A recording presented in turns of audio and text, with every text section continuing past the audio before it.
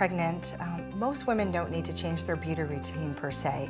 We recommend all women look at what products that they're using and are using products that aren't harmful to or toxic to themselves or the environment. Many women do ask about hair dye and other cosmetics, and I would tell anyone that there is no evidence that says dyeing your hair is harmful to your pregnancy. In terms of things like, can I get my nails done while I'm pregnant? Yes, you can certainly get your nails done while you're pregnant. The main thing to keep in mind is if you do get your hair or nails done, to be in a salon that has a well-ventilated area to make sure that you're not breathing in some of those fumes. If you're worried, the best thing to do is wait until you're outside of the first trimester. And then often we get questions about tanning during pregnancy, and I think women often, their body's going through changes and they think about maybe using some tanning products or going tanning, and we really recommend to all women, whether you're pregnant or not, to avoid tanning.